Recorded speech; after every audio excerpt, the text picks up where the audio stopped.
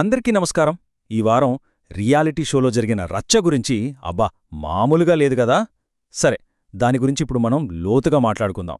Social మీడియాలో ఒకటి వినిపిస్తోంది, కాని గ్రౌండ్లో జరిగింది వేరన్మాట. ఆ రెండింటి మధ్య ఉన్న తేడా ఏంటో ఇప్పుడు తెలిచేద్దామండి. సరే, ముందుగా అందరి మదిలోనూ మెదులుతున్న ఆ ఒక్క ప్రశ్న, పవన్ వర్సెస్ భరణి పోరు. అసలు పవన్ ఎందుకు ఓడిపోయాడు? నిజంగా అది ఓవర్ కాన్ఫిడెన్సేనా, లేదంటే మనకు తెలియని ఇంకేదైనా కోణముందా? ఇక ఈ వారం జరిగిన అతిపెద్ద అద్భుతం లేదా షాక్ అనొచ్చు. కొద్ది రోజుల క్రితం వరకు డేంజర్ జోన్లో ఉన్న సంజన సడన్గా టాప్ 2కి ఎలా వచ్చేసింది? అసలు ఈ ఊహించని ఎదుగుదల వెనుక ఉన్న మ్యాజిక్ ఏంటో? అన్నింటికన్నా ముఖ్యమైన ప్రశ్న ఒకటి ఉంది. ఓటింగ్ లెక్కల ప్రకారం చూస్తే నిజంగా ఎలిమినేషన్ కత్తి ఎవరిమీద వేలాడుతోంది? ఫైనల్ డేటా ఏం చెప్తుందో చూద్దాం పదండి. సరే, ఇక ఈ వారం ఆటను మొత్తం మలుపు తిప్పిన ఆ ఒక్క ఘట్టంలోకి వెళ్దాం. పవన్ వర్సెస్ భరణి. సోషల్ మీడియాలో రకరకాల థీరీలు వినిపిస్తున్నాయి కదా, వాటన్నింటినీ కాసేపు పక్కన పెట్టి అక్కడ గ్రౌండ్లో అసలు ఏం జరిగిందో ఇప్పుడు విడమరిచి చూద్దాం. చూడండి, సోషల్ మీడియాలో ఎక్కువ మంది ఏమనుకుంటున్నారంటే పవన్ ఓటమికి కారణం కేవలం అతని అతివిశ్వాసమే అని. కానీ వాస్తవానికి జరిగింది అది కాదు. అతనిది స్పోర్టివ్ యాటిట్యూడ్, దానికి కొంచెం బ్యాడ్ లక్ తోడయింది అంతే. మరి ఆ బ్యాడ్ లక్ ఏంటంటారా?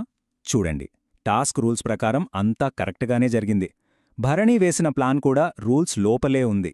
సంచాలకగా తనుజ ఇద్దరికీ ఫెయిర్ ఛాన్స్ ఇచ్చింది. కానీ చివరి నిమిషంలో ఆ టెక్నికల్ సెటప్ ఒకటి ఫెయిల్ అయింది. అదే పవన్ ఓటమికి కారణం. అయితే ఆ ఒక్క అవకాశాన్ని భలే వాడుకున్నాడు భరణి. అతని ప్లానింగ్ని మాత్రం ఖచ్చితంగా మెచ్చుకోవాలి. సరే, ఈ పోరులో ఒకరు గెలిచారు, ఒకరు ఓడారు.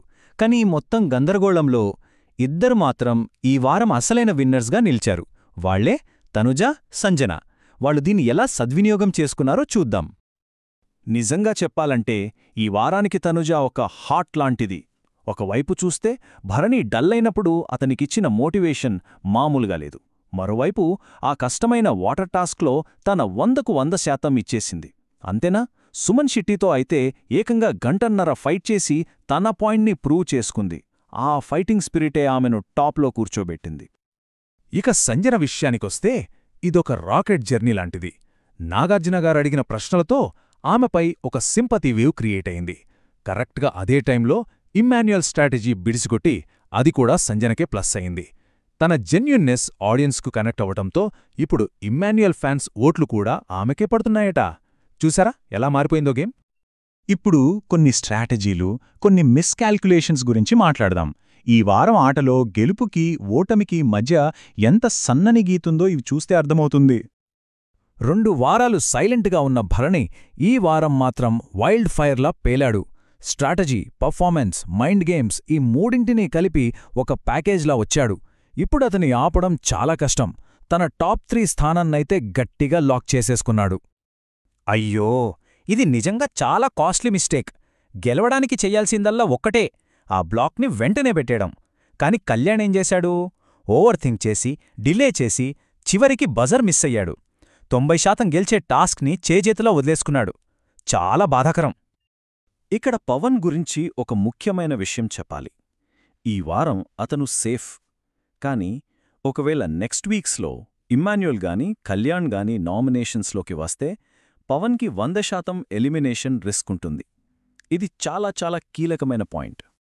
సరే, ఇక అందరూ ఎంతో ఆసక్తిగా ఎదురుచూస్తున్న అసలు విషయానికొచ్చేశాం. ఆ ఫైనల్ ఓటింగ్ ర్యాంకులు, ఆ అఫీషియల్ లీడర్ బోర్డ్ వచ్చేసింది. చూసేద్దామా? పూర్తి ర్యాంక్స్ చూసే ముందు ఒక్కసారి నంబర్ చూడండి, 50%. ఏంటి అనుకుంటున్నారా? ఈ వారం పోలైన ఓట్లలో సరిగ్గా సగం ఓట్లు కేవలం ఒక్క తనుజకే పడ్డాయి. ఇది మామూలు లీడ్ కాదు, ఇది డామినేషన్. ఇక పూర్తి లీడర్ బోర్డ్ చూద్దాం. నంబర్ 1 చెప్పక్కర్లేదు, తనుజ తిరుగులేని మెజారిటీతో టాప్లో ఉంది.